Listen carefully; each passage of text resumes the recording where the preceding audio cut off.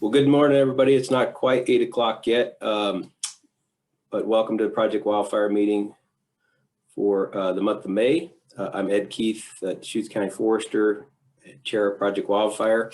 I just ask, as we get the meeting started here, if you just all take a minute to put your name and any affiliation in the chat box for us as a way of letting everybody know who else is here. We won't take the time at the start of the meeting to do introductions, but we hope to do a roundtable towards the end. And this helps us capture who's at the meeting. So thank you for doing that. And we'll go ahead and get started. Let's see, it's rolled over to 8 o'clock on my watch. So just a quick run through of the agenda for today. Boone's got it up on the screen here. Again, just we'll do introductions through the chat box. We'll spend a couple minutes going over the past minutes and monthly program update. Hopefully you all saw those. We put those out in a slightly different format this month, and Boone will cover that. And then we're going to spend a little bit of time with the presentation from Boone on some tracking the trends through fire season. And I'm sure that's on everybody's mind, especially with the dry spring that we've had. And so Boone's going to cover a little bit of that, and then we'll spend some time on a roundtable. So with that, again, thanks for joining us, and we'll turn it over to Boone. Well, I hope you guys are all prepared today to listen to me talk and ramble, right? Okay, so I'm going to first run through our, oops, this thing is stuck. Hold on one second here. There we go. Program updates. So I guess before I get too far into this, I just kind of wanted to pull attention to our constant contact. So we, Ed mentioned it just a second ago that we changed up the way we're sending out the monthly reminders and the notes. So there we go. So this is what our email is looking like. So if you see in the top left up here, there's it's going to say it's still from Project Wildfire, but we're using constant contact to deliver those. So we're trying to kind of give it a better format. So every month it comes out in the same format, but also we can kind of call out the links to stuff a little bit better. And then we can also profile some of the things we talked about. You know, we had things we had a discussion from OSU in the past, American Red Cross, but we're also able to send out some of those updates of what's kind of going on with Fire Free and any other program that we may be working on. So I'd sent that out. I think this is the third one that people will have seen. There was one that we put together that was just kind of a bunch of topics that we sent that we put together in one as a newsletter. And then I sent one as a kind of follow-up from last meeting, and one preluding this meeting to get everybody on the, to make sure we had this getting added to the calendars. So Ed and I weren't too sure what our turnout was going to be today, if this was getting filtered out by people's email inboxes, or if it was, or if people are even seeing it or opening it or recognizing it as being from Project Wildfire. So that's why you end up seeing that invite yesterday. We just wanted to make sure that we had everybody captured there. So judging by the title today, it looks like most everybody, excuse me. Looks like most everybody got it. My window went away, but it looks like most everybody got it. So I'm glad to see that that's working. So in the future, look for those as they come through. And the plan is to do just what I said, is one to send out newsletters that kind of have updates or resources for us to look at and kind of keep us all up to date and moving forward with everything fire related for the most part. And then also to be able to send out those the meeting follow-ups and the reminders also through constant contact. And just like that last one, it'll have the link to the meeting, to the Zoom meeting. And if everything goes right, that Zoom meeting link won't change from month to month, unless there's some unforeseen reason that I'd be changing it. And then just going on through our program updates, Fire Free continues on. So right now we're at that transition from doing not landfill and the west side location. So those numbers will be coming in either today or tomorrow. And we'll see how those have done so far. From what I saw, it looks like we were just trending. We're trending along quite well. I don't know if we'll hit the same mark as what we had last year as far as totals.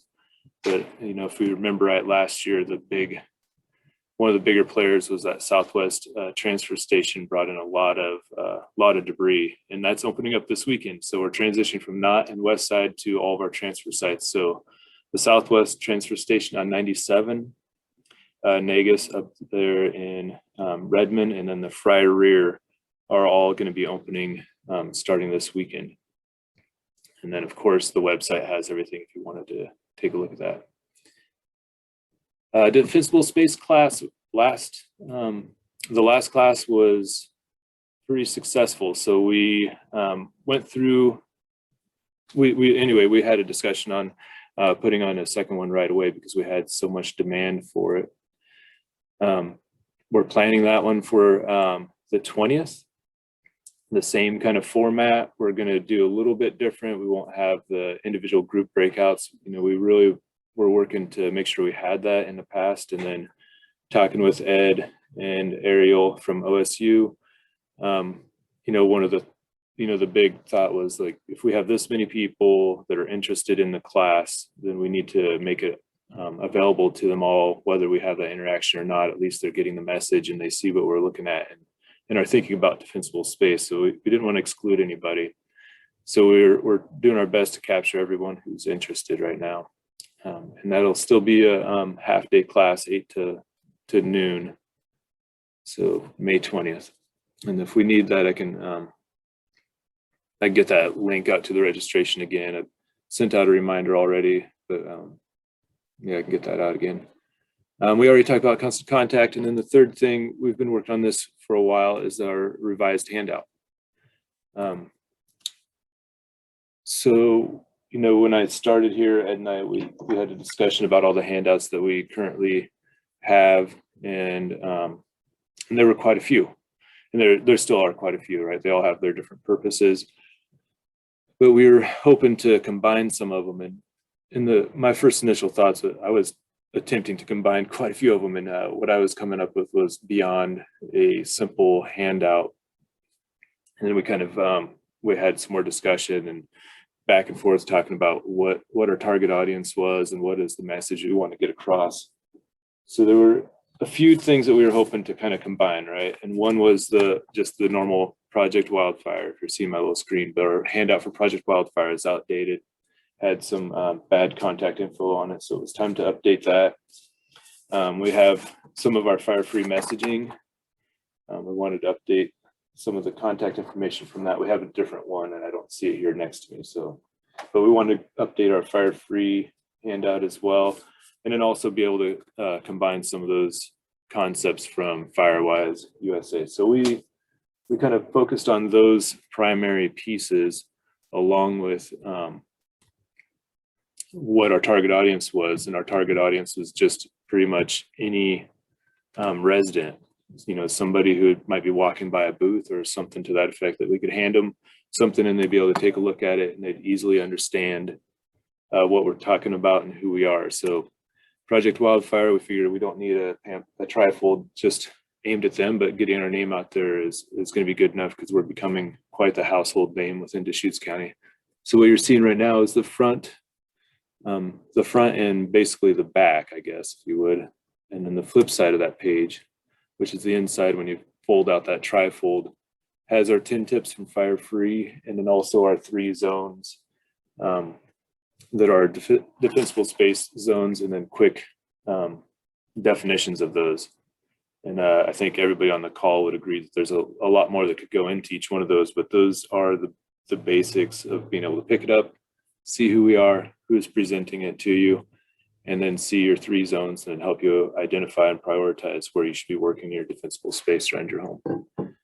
So pretty excited about getting that out there. I'll be adding that into the newsletter and part of the follow-up to this through that constant contact. And then I've already begun to create links to, as a matter of fact, forgot about this. I don't know what that said, but I'll say okay.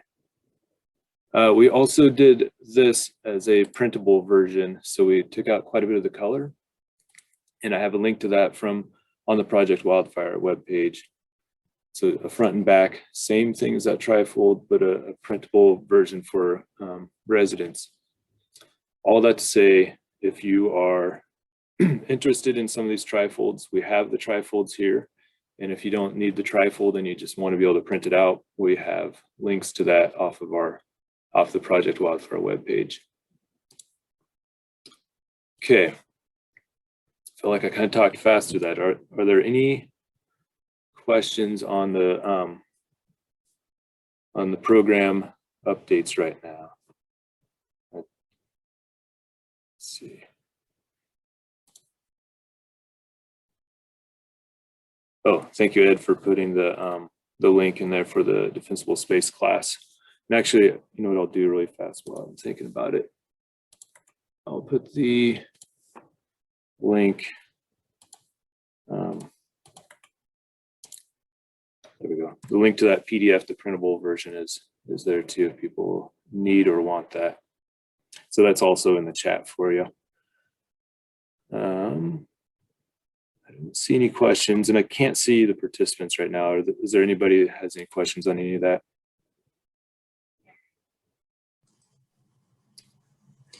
I don't see anybody with a hand up. Thank you, Ed. Yeah, I can't see anything, unfortunately. Nathan, did you have something? Or Well, Boone, I sent it in the chat, but you might not be able to see it. But it might be a good time. I really like the formatting you did, but it might be a good time to update our evacuation one too, and kind of a similar format just to make them look intentional. Yeah, we can revisit that. You know, right now we got the tear-off sheets, and we did get a bunch of those reprinted last year. So we have the tear-offs, but and I'm not sure which one you're thinking of, Nathan, but either way, we can get together on it and make sure that we have the right messages on. Yeah, I think the tear-offs are still fine, but maybe we could update it so next time we order, we could, you know, order a new one. I wouldn't throw anything away. I think it's all still valid, but yeah, just bring it up to speed a little bit. Yeah, exactly. Okay. Let's see. I think I see Dean, your hand is raised. Yeah, Boone. Project Wildfire is pretty well established now. And I think maybe it's good that we got out front, because one of the things I'm noticing, I don't think it's really a problem per se, but there's so much information out now from a lot of different sources. And I don't know about everybody else, but I get a lot of emails, and there's so many invitations for webinars and to join different kinds of outfits that are fire related. So I just thought I'd bring that up, and it's good to have clear messaging. Thank you. Yeah, you know, and I appreciate the point you're making there too, Dean. I had a conversation through email a while ago about having some of this available as far as resources. And, you know, different counties have different things, and it depends on what their program is aimed at and what their capacity is, right? And we have pretty good capacity here in Deschutes County between all of the agencies and Project Wildfire. We do quite a bit of work coordinating, but I think we were somewhat missing the point of making sure that we were hitting right at the resident themselves and making sure that they saw where they fit into it, and then just the simple steps and keeping it, like you said, a very clear message. And hopefully this helps to kind of hit that clear message. And then if they, you know, we've got our Fire Free and Project Wildfire all over on this thing. So hopefully if people have questions, at least go there, and then we can direct them to what they need if they need something further. But yeah, thank you. Okay, well, if there's no other questions here, I'm going to move on to the topic today. And this is the part where hopefully you guys can bear with listening to me talk all day. So I wanted to do, because, you know, like Ed said, it's timely, right? Thinking about tracking our fire season and where we're headed. this year. I wanted to kind of jump out there. There's been phone calls and conversations through emails where people are asking a lot of like, what are we seeing? What do we think about? What are the resources I look at that help me kind of gauge where we're headed through the fire season? So I thought, well, maybe we'll do that as a topic. And a little bit, I just kind of wanted to cover this as as we dive into this. Prior to working here at Project Wildfire, when I worked for Oregon Department of Forestry, I dove heavily into fire danger. So when we think about fire danger, that's Smokey the Bear's arm out there. So lots of work behind the scenes, crunching numbers, helping to set those thresholds of when we're transitioning from that low, moderate, high to extreme. And then the other side of it is also a lot of my background is directly related into fire behavior. I'm doing a lot of analytical work on incidents, helping to kind of guide and inform those decisions while we're figuring out how to manage our incidents. And then along with that, also doing a lot of work through the coordination center when we're having multiple fires across both Washington and Oregon, and we're trying to prioritize where resources are going and how to look at those fires and identify what one is is a higher priority than others. So a lot of work there as well. So coming at this kind of from that background, thinking about fire danger and fire behavior. And then, as the list says right there, I wanted to kind of cover these points for everybody, the differences between the behavior and fire danger, tracking through the fire season, looking at kind of what the seasonal trend generally is, and then think about our pre-season or our current conditions, kind of where we're sitting right now before we jump into that road and go down the fire season, and then cover some of the resources that I use for tracking the fire season that others use as well. And then at the end, we'll kind of wrap all that back up and kind of put it into one package to think about as we proceed further into our fire season this summer. So I think everybody's pretty familiar with this graphic, these two triangles, right? The top triangle is just the basic, like if you, anytime to have fire, you have to have those three things, right? Heat, oxygen, and fuel. And then when we think about fire behavior, we need to know the weather, the topography, and the fuels, and that's going to dictate how that fire acts or behaves out on the landscape. And I would venture to say that it's not just fire behavior, but fire danger. And fire danger isn't so much weather as it's a lot of climate. I mean, weather is a huge input, but a lot of the weather that we look at that goes into that is drawing more of that larger picture of climate versus weather, thinking about it in an individual site. And then the last piece of that, right, is so as we go down the road and we're thinking about that bottom triangle of the weather / climate, the topography, and the fuels, and kind of how severe that summer is. One of the things to keep in mind while we've talked through all of this today is just the key thing or a key piece of how busy our fire season is, of course, is ignitions. So ignition sources, whether that's something like lightning bust that rolls through every month or a few weeks or whatever it may be through the fire season, it's those lightning strikes that cause resource drawdown. So it causes firefighters to be very active out there on lots of multiple starts, or it's the timing of those ignitions. And they may be something like, who knows, arsons when it's extreme fire danger, or some kind of a holiday that peaks recreationists out into the forest and kind of heightens our fire load, if you will, right? And I guess all this goes with the assumption that everybody is under the understanding that we have multiple fire starts every year. We don't just have one or two fire starts and they always turn into large fires. We have multiple fire starts in the realm of 100 plus, at least in the county. And then when we look across our dispatch area that COIDC, the Central Oregon Interagency Dispatch Center, administers, it's in the realm of 500 or 600 starts a year.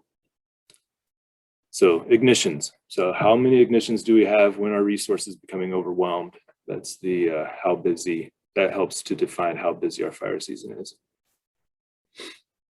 So by fire behavior, and we're going to kind of glance at fire behavior, but dive more into fire danger. But fire behavior is more that site specific. So we're looking at a spot on the ground and we're thinking about the immediate fuels that are burning. We're thinking about the immediate topography as far as the contours of the land. Is it flat? Is it steep? And then we're also thinking about the weather. So what is the weather right there? Is it in the direct sun? What is the temperature, wind speed, humidity, all that stuff? And then the outputs from fire behavior are more of like, how fast is that fire moving? What are the flame lengths? What are the spotting distances? Pieces like that that are informing that site-specific kind of, that site-specific fire behavior. So what is happening right there on the ground? And then of course, the outputs from that is telling us about our, I see my picture's covering up part of my words. Anyway, it's telling us about the, about that fire, but it's also informing our decisions on our tactics on the ground, and then also the safety of our firefighters and all of our management actions during that fire event. So it's for an ongoing fire. So when we think about fire behavior, it's an existing fire on the ground and it's site specific. And then we contrast that with fire danger, right? And fire danger, whenever I think of fire danger, I think of Smokey the Bear. Think about his arm out there pointing to, or these signs like this that are low, moderate, high, and extreme. And this isn't for an ongoing fire. This is the danger of having a fire that's going to require suppression action out there. So this is more of the conditions that are out there on the landscape than it is the actual behavior of the fire. And this is kind of where I wanted to focus a lot of today's talk, because, right, we want to think about where our fire season's going and how we're going to track that through the summer and how it trends. So the inputs from here are similar to fire behavior. We still think about our fuels, but we're thinking about it in a large area. So we might be thinking about a fire danger rating area, or we might be thinking across the forest or across all the private land ownership of private forest, or pieces within the county. So larger areas. So we think about the fuels in that large area. We think about the weather, but we're thinking more about weather in the realm of climate, where we're thinking about multiple years of weather. Sure, we definitely trend the individual years and the years that we're on, but we also are taking into consideration of the last, like, generally 10 years of data or more. So we kind of get the idea of where we're at. So it builds our relative, like, what are we comparing to? And then, when we look at our fire danger, what we're using this for isn't for the management of the fires and the decision on an individual fire. This is more of the management of what are the messages that we're sending out to the public. Are we telling them that our fire danger is low, moderate, high, or extreme? And then through this, we're identifying the thresholds of when things are changing. So so with fire danger, we're taking 10 years of past weather and then 10 years of past fire data, and we're combining those two and seeing when one is indicating the other. So when weather is indicating that we're likely to have some kind of a significant fire, and there's different definitions to that, and we're not going to get into that, but and then when we see those changes of when we have increases of significant fires or some kind of changes in our fires out there, then we're setting these thresholds that help to guide that changing of Smokey the Bear's sign or other management decisions that we may be doing prior to a fire event, which may include getting additional resources into the area or something along those lines. So fire danger, large general overall, large areas, it's usually an overall kind of view at the conditions out there on the landscape. And it's before a fire, it's not during a fire. Oh, and I also just wanted to hit on this too, and we're not going to go through every piece of this, but it also, when we're thinking about firefighter safety, it does also help to inform firefighter safety. Kind of helps them to build the references of, other years that were similar to the years that they're progressing through, being able to kind of compare between past experiences and where we currently are sitting for fire danger. So it helps them to kind of think about their safety out there, and then also resources they may be needing on fires when they do happen. There's a lot of other pieces in there too that I'm kind of leaving out, but lots to think about. So when we're tracking the fire season, there's usually generally two larger indices that we use to track the fire season. And there's more than the two, but these two are really common. So I have energy release component. You'll hear people refer to it as ERC.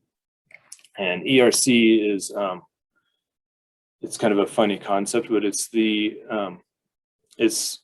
an indicator of the release of heat at the flaming front of the fire in a unit of area. So I guess another way of putting it is ERC is a way of measuring like how much energy is being released as fuels are burning, and the fuels that are burning out there change according to what the weather is or the conditions out there on the site, right? So if we have, the more hot and dry things are, the more fuels that are available to burn. So there's more energy that's going to be released. So as things get hot and dry out there, we see ERC go up because there's more things burning and releasing more energy.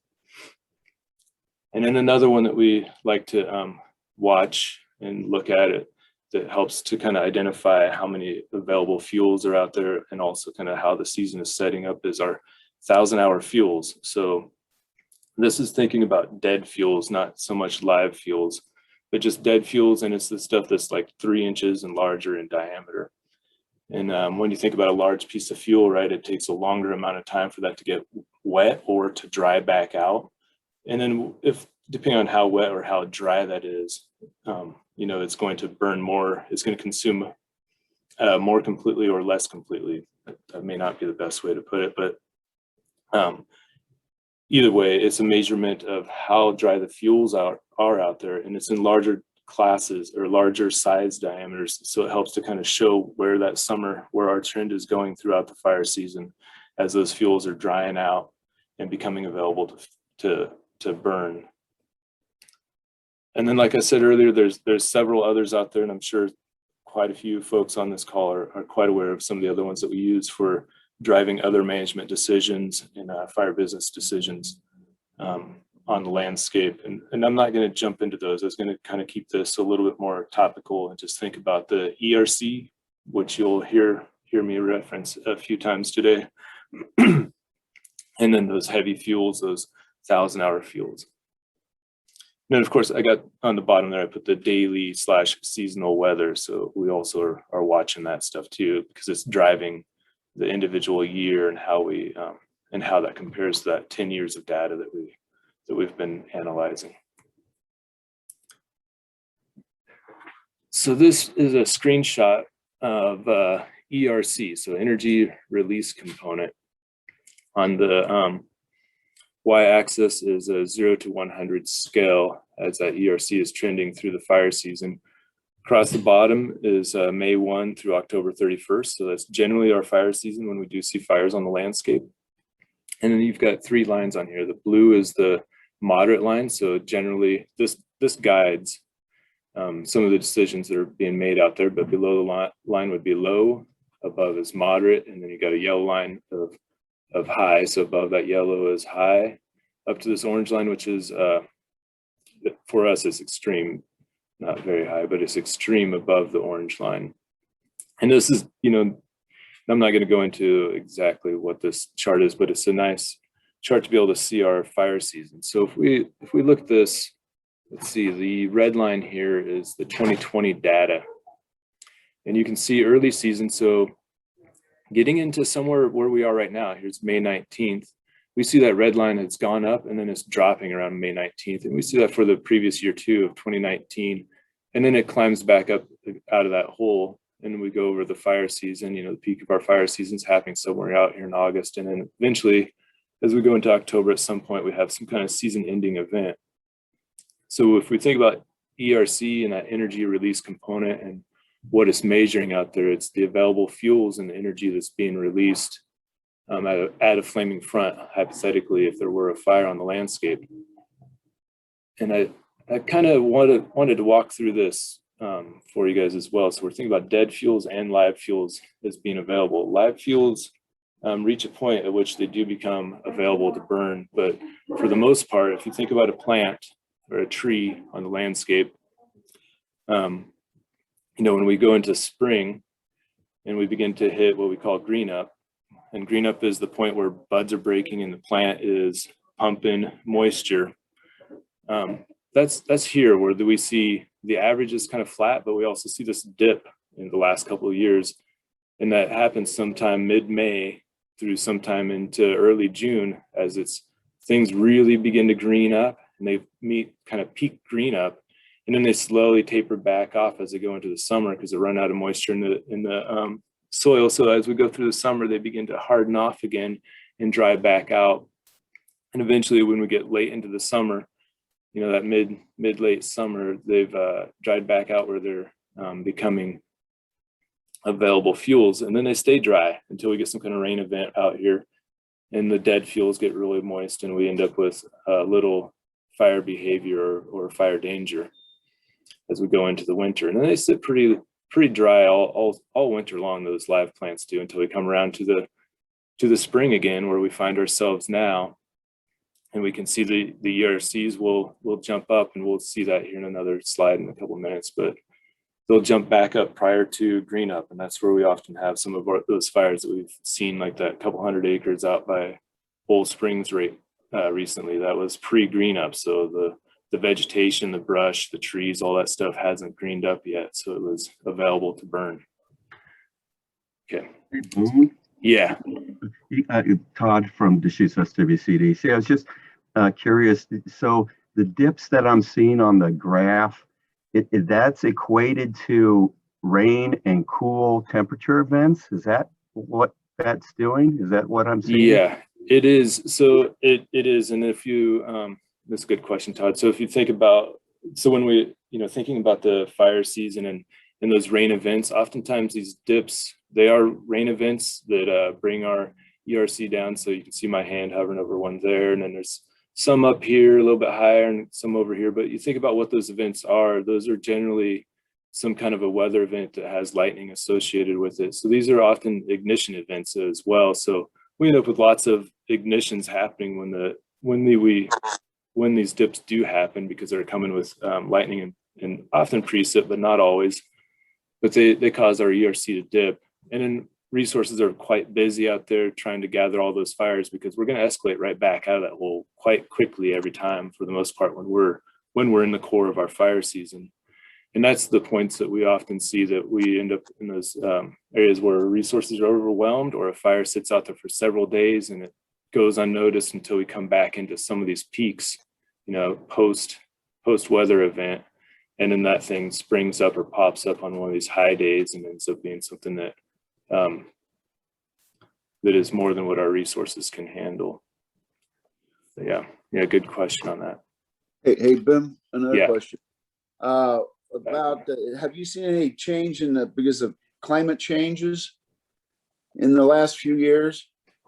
It's a good question, Greg. And I'm no climatologist, but the things that I see that are that we're going to see the changes on is kind of, when you look at this bottom graph, that May 1 to October 31st, if we continue to see a heating and drying trend in our weather patterns, I would expect to see those dates begin to extend out, especially as we see some of those pre-green up fires happening.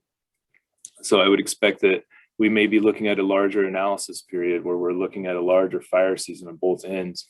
And then we may still, the other part of it is we may see these ERCs pushing to higher numbers and setting records, like 2020, you can see here in mid-September, we set some records. That gray line that's hard to see is the maximum within this historical record of 1995 to 2013. We hit some records above that has been seen through those years. So I think we may see some of that, but I think that what won't change is we'll still be seeing the same thresholds of when we transition from having fires or having large fires or having lots of large fires happen. That low, moderate, high, and extreme threshold is going to remain the same, because that's the point at which conditions are changing out there on the landscape. But the extremes that we reach to may be higher, and the fire season that we're looking at is likely to be longer. Okay. If we continue to see a trend of warming and drying. Thanks. Yeah. Okay, so preseason and current conditions, and let me see if this is going to work all right for me. But there's a few places that I like to look at. There's the Climate Prediction Center, the Drought Monitor Predictive Services up there at the Northwest Coordination Center, our NRCS SNOTEL sites, so that's a snow equivalent site, and then our Western Region Climate Center. And actually, I believe the Climate Prediction Center does a pretty good job of compiling all of that. So if we, looking at this map here, and I hope that's big enough, I can actually do this too. There we go. I'm assuming that helps people. Right here we are, Oregon, Washington, but we can see our drought persisting, right? And then we, let's see, what is this one? This is the April through July 31st. So we're in decent drought conditions. There's quite a few things to look at here when I'm looking for the ones I wanted to look at. Yeah, here we go. Temperature and precip are another couple. So I like to look at that drought. So I look at that drought to see kind of like, well, what are the conditions out there? Are we going into the fire season in drought conditions? Because a drought condition implies that when we do hit the green up, there's going to be less moisture in the soil for those plants to take up. So the peak at which they will get to full turgor, so the peak at which they'll get to like full capacity of moisture, is likely going to be lower and short-lived because they don't have as much moisture to draw from out of the soil. So that means they will be more available to burn earlier in the fire season, if that makes sense. I hope that makes sense. And then, I like to look at the next few months, so I'm looking at this 3-month temperature chart next. So here's kind of what they're thinking that is going to happen over the next 3 months. We're going to be looking at above normal temperatures through much of Eastern Oregon and Eastern Washington up here in our region. And then also the precip. So are we going to have more precip or below average? All this color coding here is all in reference to the averages. So above average temperature is what they're thinking for the next 3 months, and below average precip is what they are predicting for the next 3 months. These predictions don't always come true, right? So they do their best to try to gauge it. They look at a lot of different models that are beyond me. But that's one of the things I like to look at to kind of see where we're going. Get back to this slide. So just through that one link of the Climate Prediction Center, we're able to look at the drought monitor.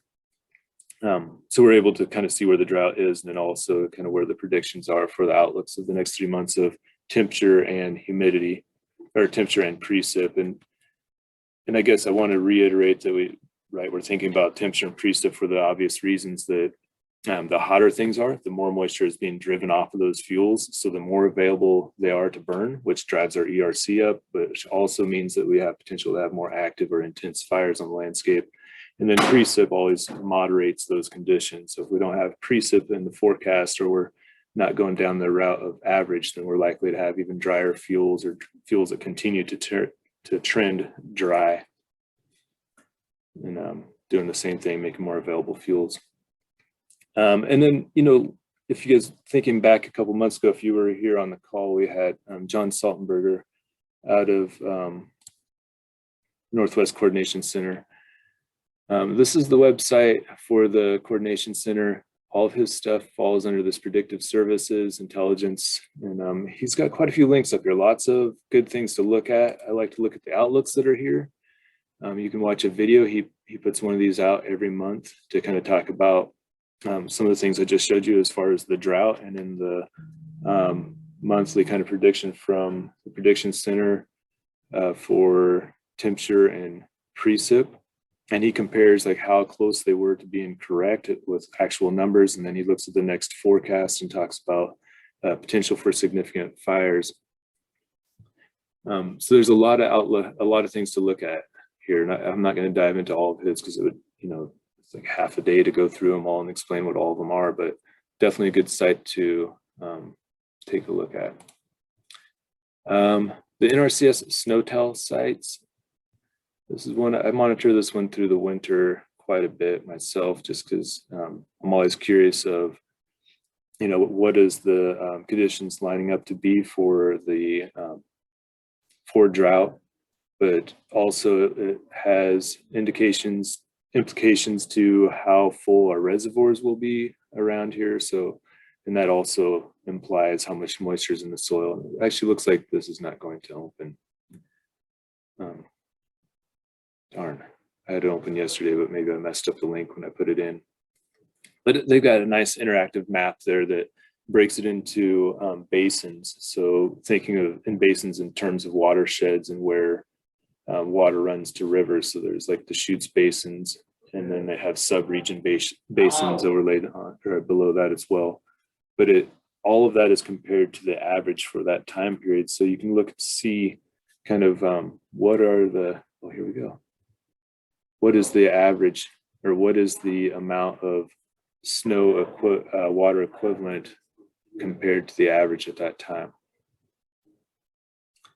I'm hoping this opens just because it's a fun one to look at. For a large portion of the winter this year, we sat at right around 100% of average for several of the months through the winter.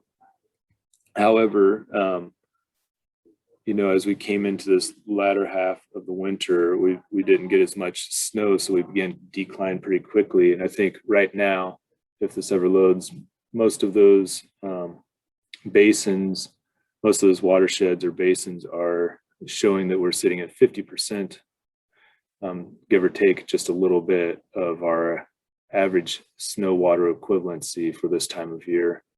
So things are drying out pretty rapidly. Yeah, I don't know if that's going to open. I'll let it, oh, right when I said it wasn't going to open. Yeah. So even lower than I said 50%, but it looks like quite a bit of it's in that 25%, but this is 50%. So we can see, you know, the Chutes County lays right underneath here. So a lot of those, so that snowpack that we have on the Cascades and all the way out into the Ochcos is looking at 25 to 50% of average for this time of year, and drier down here in the southeast part of the state. But overall, you know, without having all of these on right now, and I don't want to touch the map too much because it might take forever to load, but we can see that, you know, we are below average for conditions as we're setting up and heading towards the summer for our snow water equivalent. Okay, let's see here. And then the last one, Western Region Climate Center. I think we may have seen some of these. Oh no, I didn't click on them earlier. Some of these graphs, these are kind of nice to look at too. So this is 417 to 516. And this is what was recorded over the last month there. And that's the average temperature departure, or it's temperature departure from average. And so it's color coded, right? So if we're looking at Oregon, Deschutes County sitting in the middle, we have been 4 degrees warmer for the last month on average through the county, but most of Oregon and Washington, both with California, if we're looking to our south, we've been quite a bit warmer than what we would be on average. And the other one that they have here is our precip. So how did precip compare to average for the last month? So for the last month, again, here we are looking at these lower three red, if you will, but the below 25% up to 50 and 70% of average. So we've been drier than average for the last month as well. So that hot, warmer temperatures and drier than average precip, or less than average precip, has caused that snowtail site like we just saw over here to show all this red, that we're setting up to have less water this year than what we would on average. Okay, that was quite a bit of stuff there. Go to the next page. That was quite a bit, but we're all that to kind of show some of the resources that we have out there that are available, and kind of what we're thinking about when we're in that early kind of part of the fire season, when we're looking at that pre-green up. You know, green up hasn't totally happened yet, but we just thinking about like, well, how is it going to go? What are the fuels looking like out there? Those are the places that I go to look to see how things are trending and what the likely green up will be like. Will it be a light green up or a heavy green up? And this year is lining up to be a pretty light green up, meaning the fuels won't get as moist when they do. Live fuels, I just won't get as moist as they normally do. And it's likely that it won't last quite as long. It'll be a short-lived green up just because of the shortage of water in the soil. Okay, so tracking the fire season. I think about this in scales of fire danger. And what, so locally, coming down to one of the smaller scales, I go to Central Oregon Interagency Dispatch Center to kind of identify some of that stuff. So let's see, they've broke these into, I was thinking there was a map here and there is not. They broke the dispatch area administrative boundaries into 4 different fire danger rating areas. So 4 different large areas that have overall kind of fire danger on them. And the 2 that affect us most is this East Slope and Monument. East Slope is basically the crest of the Cascades and then coming down that east slope of the Cascades, and then Monument across a lot of our private lands into more of the flatter areas, along I-97, almost at I-97, which would be funny, but along 97 through the county here. So I'm going to just use Monument as an example. You click on that. This was working the other day, so hopefully it's still working. Okay, so it's a little bit tough to see, but when we click on this, we can see that trend of the, the average here of kind of flatter, but we know that early on things dry out. Well, this is tough to see, actually. I didn't realize it was this tough. Boy, but it is really hard. Apologize for this. But we're trending along through the early part of the season here. And we've been getting up quite high in some of our indices. We're going above our maximum of what's been observed in the past years. So things are quite dry. But the 10 years or so that you would even have an opportunity like this. So with that, I'll hand it back to your regularly scheduled show. Thanks, Tony. Was wondering who was covering. I was talking away, and then all of a sudden I was ready. Well, and I do apologize for sneezing while I was not on mute. That was pretty funny. I noticed it right as I was going to sneeze. I almost said Gesundheit, but I didn't know who it was. I was like, I don't know who that was, but that was funny. Okay. Sorry about that. Yeah, I closed out a ton of stuff on my computer. I had too many things open here. So let me go back to my screen share. Make sure I'm sharing the right one. That one here. Okay, so this is tough to see, but this is trending for kind of our local area, right? So this chart is directly helping to inform, like it's not saying that you have to do this, but it's helping to inform those decisions of when we're changing Smokey's sign out there. And this, actually that one's the BI. Well, that's all right though. But either way, the ERC helps to inform that Smokey the Bear's arm. This one is BI, which is a indice we didn't talk about earlier, but it's helping to guide some of those decisions of what is being dispatched to those fires that are out there. And that's at the local level. So let me go back here. And I want to close that actually, so I don't end up with too many things open. And then the next one that I wanted to show you is Oregon Department of Forestry has very similar charts that also kind of trend the fire season. And this is helping to kind of guide decisions about how we are, or how ODF is moving resources throughout the state. So there's a map associated with it. Go back to that map. There we go. And this map steps through color coding all the way through the fire season and helps them kind of look like relative across the state. How does one section of the state compare to another? Where do we need to be thinking about potential problems? And so right now, here we are in the Prineville Sisters unit. They're saying it's high potential according to their analysis that they've done. So this has nothing to do with our local dispatching, but this is more of the state view of things. But it's a good one, right? There's some good analytical work behind it. That I did a whole lot of it, so I like to believe that it's good. Myself and Ed before me. Yeah.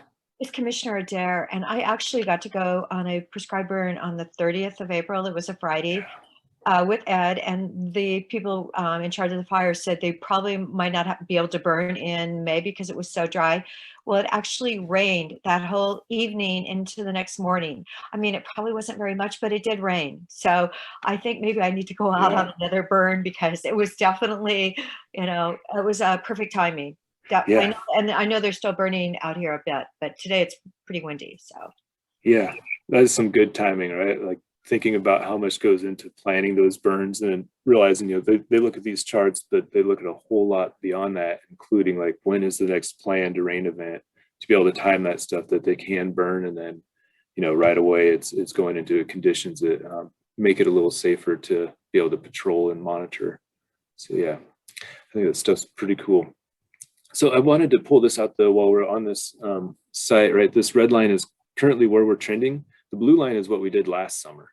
And we're, according to this, we are well above the average or the maximum historical high. So right now we're up there pretty high.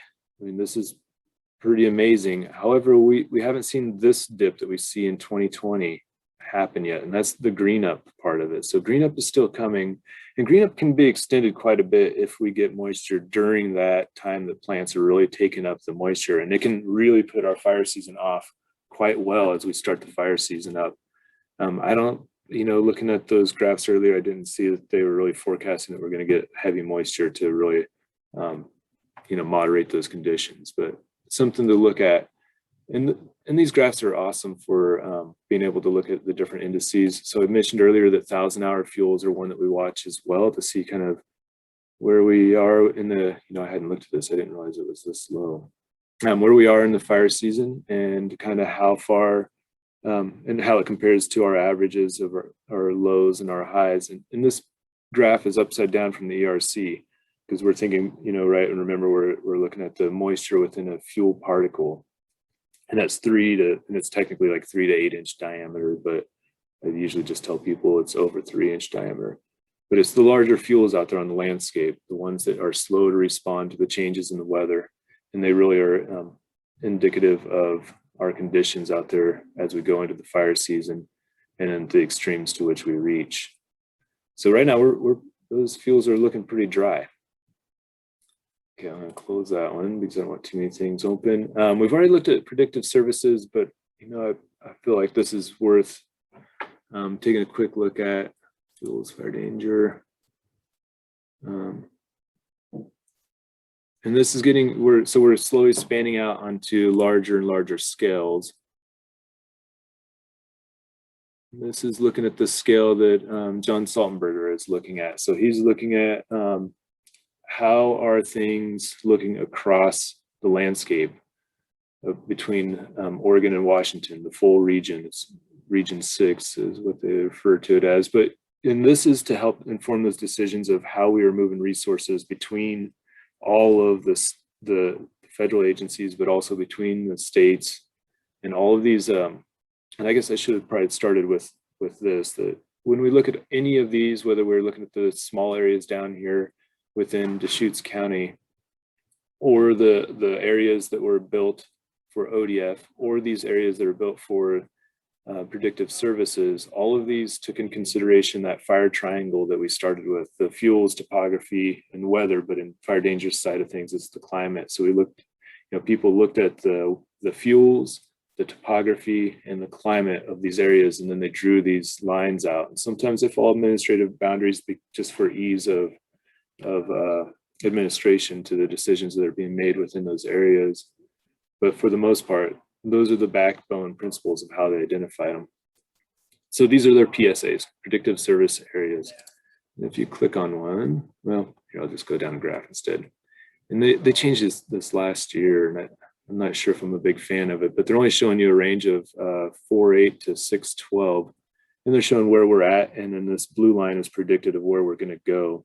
Let's go down to, it should just allow me to click the area, but it's not. Okay, zoom around a little bit. Sorry if people get seasick as I go through this. 4, 5, 6, I want 6. Okay, 6 is us. Bend is sitting here on the south edge of it. 7 is also part of us. I guess I could look at 7. I didn't think about it too much. Bend, Sisters, Redmond. So I want to get to the Tri-City area. I probably should come down here for Lapine. But either way, looking at the trends, right? So the red line is our trends of where we are now. And it's I'm not going to explain box whisker, but either way, the the average lies right here in the middle. The extreme high is this line on top. The extreme low is the line across the bottom. So here we are chugging along in 2021, and we're bumping up against the maximum of their historical record of data. And I can't remember how many years is in this, but it's at least 10. I'd have to talk to John about how many are in there. But they're saying we're sitting up here pretty high, and for whatever reason, there is a weather event, or maybe this is green up being reflected. They're expecting us to drop back down to average here by the end of the month, it looks like, here in the next just 5 or 6 days, which would be kind of nice. And I think that is correlates with the potential of snow later this week. I think I saw in the forecast. So that's good. That's the ERC. 100-hour fuels, we haven't really been talking about those. I don't want to dive into something new this late in the game. But our 1,000-hour fuels, think about that larger wood out there indicating overall kind of fuels conditions. Pretty dry. You know, they don't have the forecast where it's going to go, because usually it takes, it takes 1,000 hours. Yeah, I don't want to. It takes some time for those fuels to change. But either way, it's really dry. We're bumping against the low end of it, so we're all the way down here at that 11-12%, pretty early in the fire season, and against some of those record lows that have been recorded for this time in the 1,000-hour fuels. So let me go back to the slide. So we just walked from kind of the local scale of fire danger and how we're tracking that locally, driving our Smokey the Bear signs, going through the low, moderate, high, and extreme. And also it helps to guide and inform those decisions about what we're dispatching to fires. We looked at some of the stuff for statewide, how Oregon Department of Forestry looks at it statewide for thinking about resources and where fire dangers escalating, and then all the way up to the predictive services area, where we looked at the region and kind of how that's changing, right? How the region is looking at it and informing those decisions about moving resources around and how they compare, and not just across the region. They also use that information to roll up into how are they comparing across the whole nation. And then the last piece of it I wanted to kind of draw out was our variations, right? So thinking back to what's in the forecast, how many ignition sources do we have, what's going on. The National Weather Service in Pendleton is our office that provides us with information on our weather, who predicts our weather for us. National Weather Service gives us our fire weather forecast, which is a little bit different from a normal forecast. A lot of the same pieces in there, but they have an emphasis towards fire.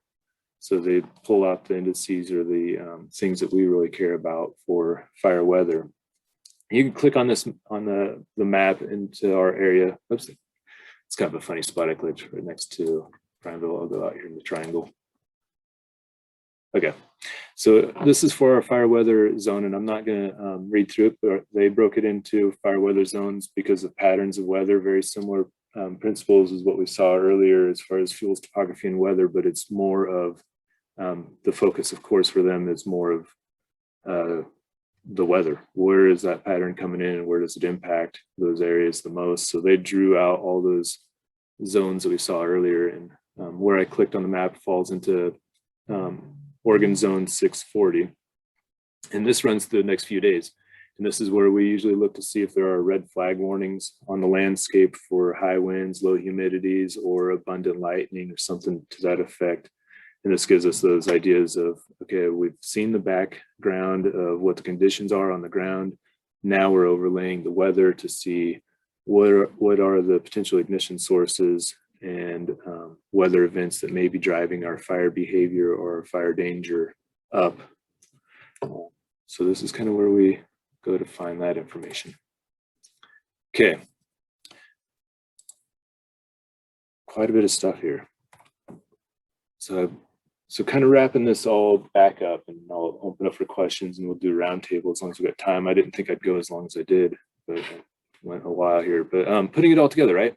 So when we think about everything that we just went through, and this kind of cracked me up because everybody always asks me, what do you think? I'm like, well, it depends.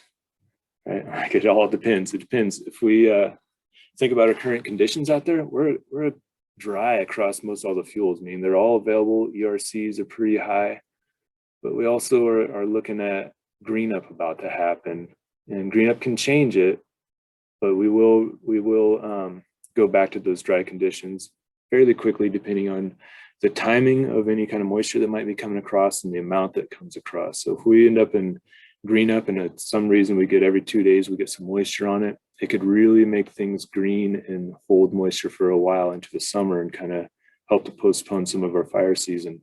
However, if we don't get something like that, it means that our live fuels are likely to not get as moist and become more available earlier on in the fire season, which will give us more like August type of conditions early into the early part of July, where we may be looking at fuels across the spectrum, live and dead, that are available to burn and driving our ERC up there. And the other one is, people are like, well, how busy? It's going to be a really busy summer this season because everyone sees the conditions out there. But the truth is, it depends on the number of ignitions. I think it was 2015. I'd have to go back through my notes, but one of those years was quite the extreme year for us here locally. It was really, really dry. It was quite hot. It felt like we had a bit of an Indian summer that lasted a long time, but we kind of, we dodged the bullet. The piece that didn't happen was we didn't have those repeated, and it makes sense, right? We didn't have those repeated ignition sources. We didn't have those lightning events that moved across us. If we had those lightning events, we probably would have had moisture, which would have driven our indices down, but we didn't have them, which allowed for them to go way up. And then we didn't have ignitions that summer from lightning. And then of course we got the human factor, and we all want to watch out for that, right? And make sure people are being responsible with their debris burns and whatever else they may be doing out there. Okay. So there's a lot of sites out there to monitor. So thinking about our questions of what we're trying to ask, we may be going to a different site or looking at a different indice to inform or guide that decision about what we're trying to identify.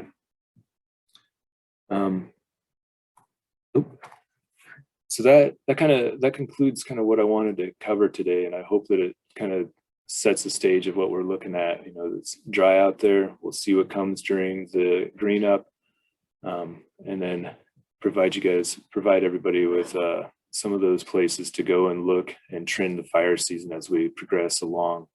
The plan is that I'll take this PowerPoint and I'll attach it with some of the notes because I have all those links embedded within it. So if people are wanting to kind of revisit some of those places that I looked at, you'll be able to just pull up this presentation, skip to the slide, and then click on the links and go to those sites.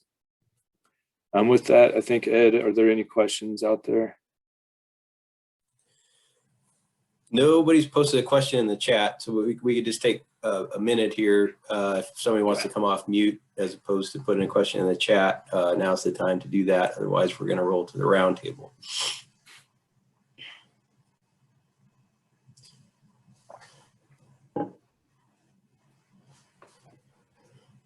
Okay, not seeing anybody. Cool. Thanks, Boone, for the presentation. Like Boone mentioned, and I put in the chat as well, look for the attachment to the notes, and feel free to share those links widely with anybody that would like to dive into any of those charts or graphs. And of course, those are really updated pretty well every, some of them are monthly data, some of them are daily data, but they stay up to date. So I'd bookmark those sites as a resource if any of those look handy. So with that, we tried to save a fair amount of time for roundtable. We've kind of skipped this the last couple meetings, so I'm just going to go down the list. If you have an update, great. We'd love to hear it. I noticed Nicole Mardell from Sisters put one in the chat. So if you're interested in the comprehensive plan for Sisters, she provided a link. With that, I'm just going to go down the list. So I'm not certain who 211 is, but I'm guessing it might be Chief Moore. 211. Any update? Hey, yeah, this is Chief Bjorvik at Sun River Fire. Okay. I was close. You were close. Yep. Last week, we had a field trip down here of sorts, got some good work done. Boone came down, Gordon Foster from ODF, Jeff Crawford from Newberry Division of the Deschutes.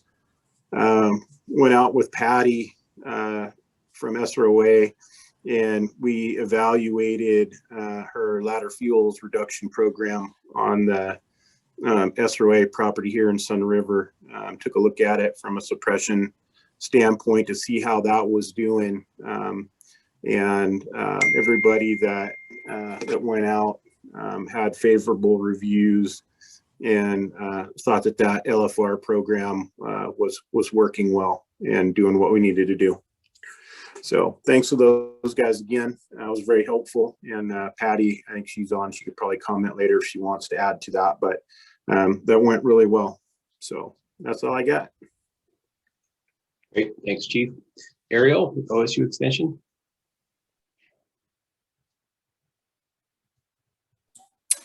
Hi, everyone. Ariel Cowan here, OSU Extension, Regional Fire Specialist. Honestly, yeah, not any particular updates right at this time. Boone, thank you for sending out to the group information, forwarding on information about upcoming webinars that we're working on. Otherwise, we've been talking about if there's interest of, sorry, there's meowing in the background.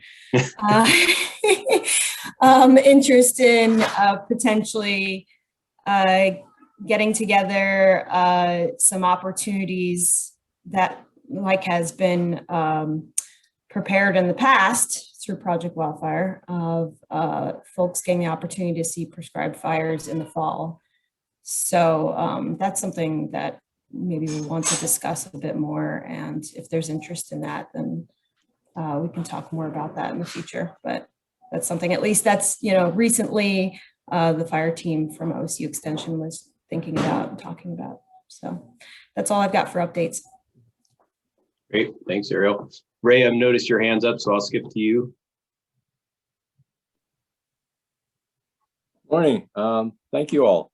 Just want to let you know that we have finished our fall fire, or the fire-free cleanup in Woodside Ranch again this year. Had 77 participants, which is a pretty good number for us. And the interesting thing was, I think still with COVID and the pandemic here, we cleared out 5,800 cubic yards of fire fuels, which is, I believe, set a record for us. So I'm hoping the pandemic goes away very soon. And thanks to you and the commissioners, your grant really helped us this year. Thank you so much. Great, thanks for the update.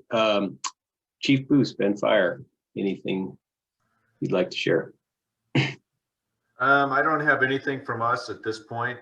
Just getting ready for the fire season. We're going to be closing. It sounds like we'll be closing burning May 31st. So if people want to burn here in Deschutes County Rural Fire Protection District number 2, we're keeping everything closed unless we find days that are advantageous to burn. So we do have obviously some moisture and colder temperatures coming in, so that we may open burning, but for the most part we're keeping things closed just for the fact that the fires that we've had have run a little bit, and so we're gonna keep an eye on that. So that's it.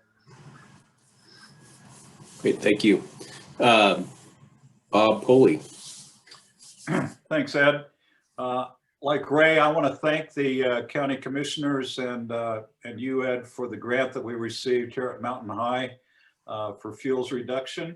This was our first year to participate in Fire Free because it was the first year we were a FireWise official community, and we weren't sure what to expect because it was brand new. We did get a 30 cubic yard dumpster, and that was emptied 3 times, so that was 90 cubic yards there. And then we had a crew from the Adult and Teen Challenge come in and do a bunch of fuels reduction along our Burlington Northern Santa Fe Railroad frontage, and which was really neglected for many, many years. So that was about another 160 cubic yards of fuel that went out of there. We also had some, for a first year program, we had good participation by the homeowners, and you will get a full report, including lots of pictures from me in a couple of weeks. So thank you again to the county for making that possible. Thanks, Bob. Lisa Mushel, I see your hands up. Go ahead. Thank you, Boone. I just want to say thank you very much to the individuals that assisted Century West Neighborhood Association with our program back in April. We had an annual meeting and we focused on fire education. We hit on the topics of home ignition zones, fire ecology in the wildland, and fire resistant planting. It was pretty well attended, and happily we recorded those sessions and we've got those out on our YouTube channel, and they continue to be watched, and we're going to continue to promote them throughout the summer just to keep this front of mind for everybody. So I believe the people that helped us, gosh, I think it was Amy Jo, Ariel, Thomas, and Boone. So thank you so much. Great, thank you. Boyd Turner, anything from Eagle Crest? Good morning, all. I think the biggest thing on our plate recently has been evacuation planning. We were able to meet with Nathan, sorry about that, and Leslie Brown from the ridge side of Eagle Crest. For those of you who don't know, Eagle Crest is kind of split down the middle by Klein Falls Highway into two different groups. But we're looking at the two groups together, working with the sheriff's office to work on some planning issues as far as evacuation. We had first meeting this month and another meeting planned for June when we have a lot of people on traveling in the next couple of weeks. So that was our next available chance to do that. So that's kind of the main thing here. And continue to push, getting ready for fire season. Great, thanks. Thanks, Boyd.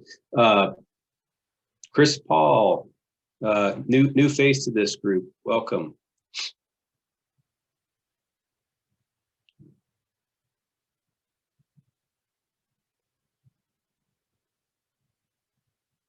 Chris, are you there? There he is. You're still on mute. I hit the wrong unmute button. There we go. Hi, Chris. So just to kind of introduce myself, I'm with the Office of the State Fire Marshal. It's a new program that hopefully will get funded in the new biennium. Otherwise, this is the only time I'm here for June 30th. But what our focus is community risk reduction. So what we're aiming for is, working with groups like yours with Project Wildfire and other groups like that, just, come in and what can we do to help? What can we do to continue supporting the work you guys are already doing? And then in other areas, my area goes clear up to the Columbia River. In some of the other areas is trying to kick off, hopefully work groups like this over time that can carry on and continue this type of work. So we're a brand new program, so we're still kind of getting our feet on the ground to figure out exactly what our goals and role is going to be. So more to come, but it's going to be a little while. Great, thanks for joining us, Chris, and we'll look forward to seeing you in future meetings or other opportunities. Commissioner DeBone, I see your hands up. Okay, I figured that's the way to get on the queue here today. A couple things. So fire-wise in my community. So I heard a few thank yous for these grants out there, and these are all just incentive programs. Try to get us to move forward. So there's not a direct grant in the neighborhood I live in, but it's going to be a funded chipping event on a specific date, a couple of weeks from now. And we had kind of the Firewise kickoff in the neighborhood I live. Boone, thank you so much for coming out. We had the fire chief, and we had a group of people just walk around a loop about a mile and a half, slowly. It took us an hour and a half or whatever it was, and just evaluate properties in the neighborhood. So this is southern Deschutes County, Lazy River South, kind of by Quail Run Golf Course is where I live. So that's just another one of those communities getting started. Since we did that project, 2 couples went over to another an older couple's house, my wife and I and our neighbors, and we just took the rakes and raked away from the foundation of the house, just that 0 to 3, and really gave it the once over. And man, does that feel good to know that we just helped another property where, you know, they weren't going to be able to get out and do it at their older age right now. So just letting you know, it's exciting to see that happen all over the county in preparation for the conditions that Boone just showed us. Yesterday, we were notified by the irrigation district that they will be asking for an official drought declaration also coming. It was mentioned that the snowpack was kind of trending at 100% in the mountains, but then it stopped pretty hard. And the live flow in the rivers and the irrigation systems is minimal. So it is a scary moment about the volume of water impounded in Central Oregon. So then on the flip side, I'm a firm believer we're just going to see a weather pattern shift. I mean, and globally, once everything just rotates a little bit, we're going to have so much water, we're not going to know what to do with it. But I don't know when that's going to happen, though. But I like the optimism. Yep. Just to add what you were talking about with you know, the momentum and people moving forward right after our visit down there, which was a great visit. It was pretty awesome having that large of a group. But we had talked about you know, that spreading to other communities, and that loop to your south there contacted me, I think 2 days after. So we're setting up another meeting to do the same thing with them. So yeah. And it's really just kind of manageable chunks, because I think of them as neighbors too, but yeah, it's hard to think of it, you know, a mile or 2 away or less than a mile, but it's, yeah, chunks. Yeah. All right, great. Thank you. It's raining. We're at my house right now. It just started, so that's pretty exciting. Clouds are clear. Yeah. The earth shifted while we were getting an update. Chris Perry, anything from 911? No update for me this morning, thanks. Great, thank you. Dean, anything from Upper Deschutes communities? Yeah, I had, good morning, happy green up. So I don't know, what do we call July and August, to brown down? Sure. So I've been doing some property assessments for one of our defensible space programs for the low-income seniors. And I did one this weekend that brought something up that's been kind of consistent that I thought it was worth mentioning. This was right in kind of in Tony's neck of the woods, in Lazy River and area. And I went there, and it turns out it was right across the road from where recent fire was. I think it was called the Bridge Fire. And this was a property owner that had just moved into the area just in the last few months. And the property owner was really emotional about his trees. And somebody had already done pretty good work on his property, and especially for out to 30 feet around his structure. But he had already marked, 2 or 3 dozen trees he had flagged. And he was really concerned, and he thought that they had to come down. And so I spent over an hour with him, just letting him pick my brain and answer his questions. And so the thing that's been coming up pretty consistently, not just with this property owner, is the difference between hazard trees and the wild and what's defensible space. And so I went through and showed him, because it's mostly lodgepole in his area, and he had a lot of trees that had the wonky hip cankers on them, and if you looked at his stand, probably more of the trees looked like they were unhealthy than healthy. but they weren't really a fire hazard. But some of them were hazardous trees. And so I don't know if we need to clarify for people that are trying to work on their own properties what that difference is, because the hazard trees maybe there is something that's threatening their structure, but it's not a fire hazard. Thanks. Thanks, Dean. Yeah, there is a distinction there for sure. Definitely, if there's hazard trees, I usually try to recommend that people use a certified arborist to identify those. But yeah, we can talk more offline. David Mormon, Red Cross. Sorry, I skipped over you there. Yeah, good morning. Just quickly, the Red Cross, Nathan may want to comment on this later, but our staff and volunteers have begun initiating conversations with Central Oregon county and tribal emergency managers to plan for evacuation sheltering during wildfire season.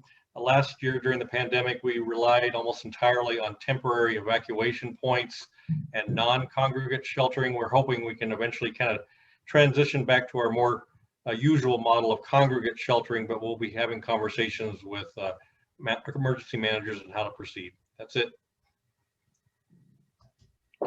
Thanks, David. Frank Emirata, I'm gonna guess at your last name. Welcome and thanks for joining us. I noticed that you might be our new contact for Chillicothe Village.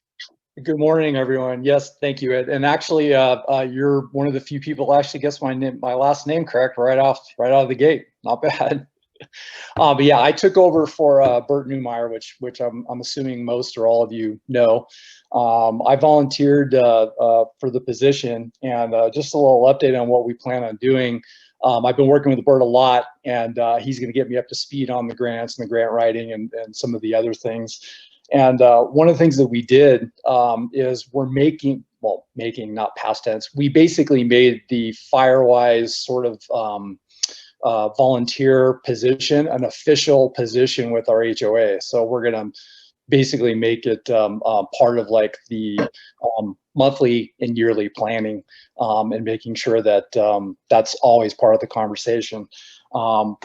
We're going to definitely try, I know with COVID, everything has changed obviously, but we're going to try to, or my attempt is to try to restart our sort of Firewise subcommittee, because there's a lot of folks in Chillicothe Village who have volunteered in the past who are on that subcommittee. We're going to try to restart the in-person meetings now that the vast majority of folks are vaccinated and we're moving into kind of a safe zone.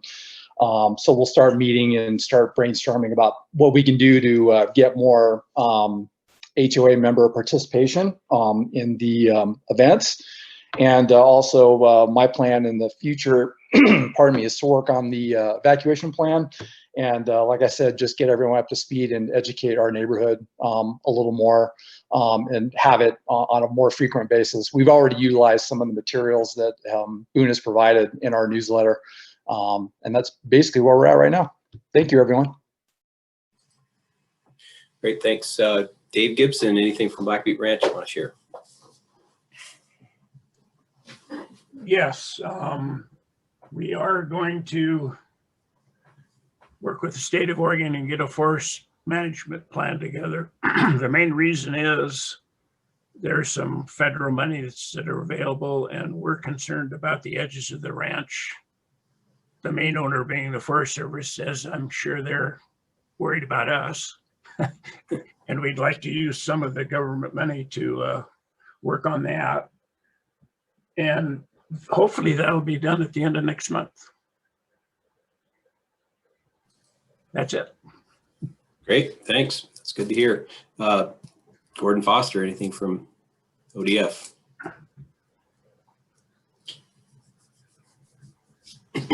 Trying to get my camera to come on, but maybe not today. But yeah, so just update for folks.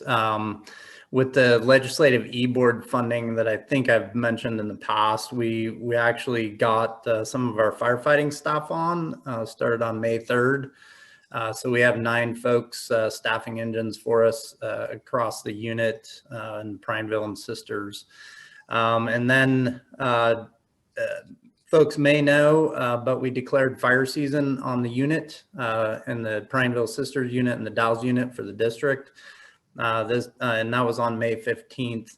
And that's the soonest we've declared fire season in over 40 years. So pretty significant and great timing for the presentation that Boone made with regards to our indices.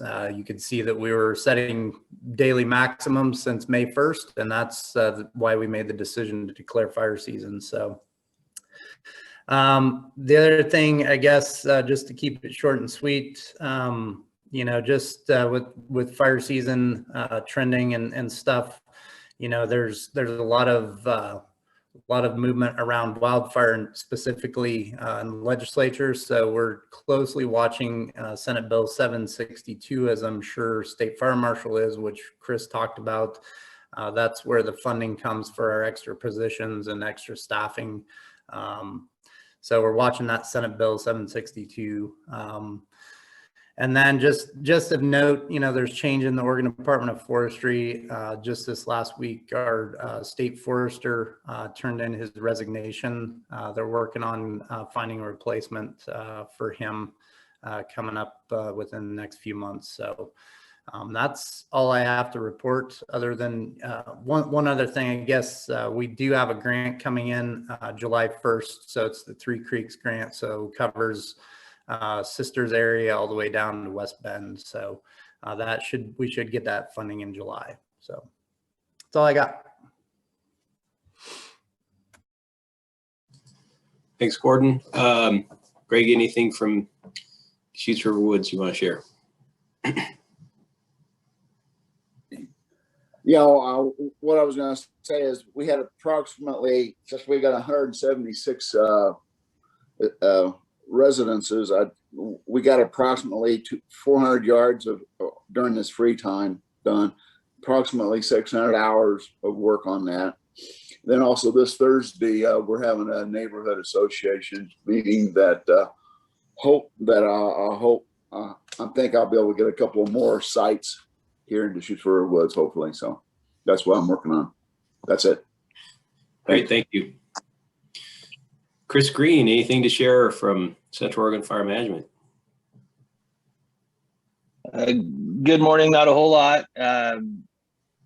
I'm currently detailed temporarily for another few weeks in the fire prevention specialist mitigation role. And right now, you know, big thing for me is we're in the middle of Wildfire Awareness Month, and this week's campfire safety, and just working on getting some messaging out for that.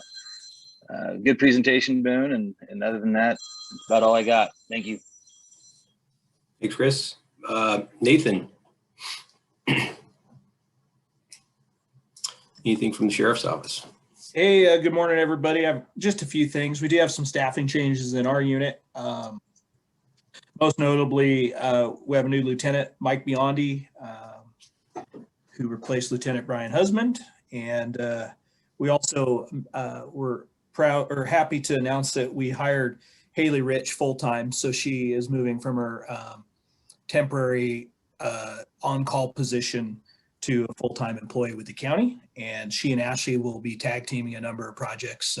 But Haley currently is going to be focusing, once she's done with being a COVID logistics chief, she'll be trying to wrap up at least the first phase of the recovery plan and get that activity moving again. We are beta testing or piloting a software called Zone Haven. This is being funded through a grant through the Oregon Fire Chiefs Association by FM Global to fund this project, and Deschutes and Jackson counties were chosen by the Fire Chiefs Association to pilot it. So again, we'll be doing probably some parallel processes as far as our evacuation notifications this year, and kind of looking at a review of Zone Haven and see if it achieves any improvements to our systems. Speaking of evacuation, the Bull Springs fire and the fire down in DRW at the end of March pushed our emergency information evacuation map to its limit as far as server capacity. So we're working with IT and GIS to resolve that. Likely, it'll be likely being moved to the cloud, which there's some challenges going either way, but certainly we don't want it to crash again. That was really difficult.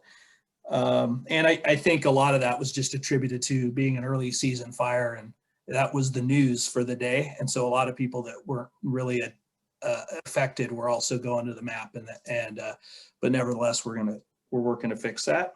And I saw that Shelby from CUIC put in the chat, but we are wrapping up the draft for our natural hazard mitigation plan. We'll have a public meeting on June 7th, and that announcement should be coming out shortly. That'll be a virtual public meeting, and we'll be working on getting community input on that plan for the county and all 4 cities, with hopes of being able to send that to OEM and FEMA for the initial review no later than the 1st of July. As Ben mentioned, a lot of meetings going on. So yeah, we're working with Red Cross on some sheltering options coming into the 2021 fire season. And a lot of neighborhoods are requesting some information and support and evacuation planning. And hopefully the Zone Haven work we're doing will also provide some foundation and some baseline information to support that throughout the county. So I think that's all I have. Great, thank you, Nathan. And that brings us to 9:30. The last person on my list was Tom Willie, who looks like he had to go. So that's a name from the past. It looks like he might be new to state fire marshals though. So we'll hope to hear from him in the future. With that, I know y'all probably have your next engagement to get off to, but thanks for joining us today, and we'll hope to see you next month.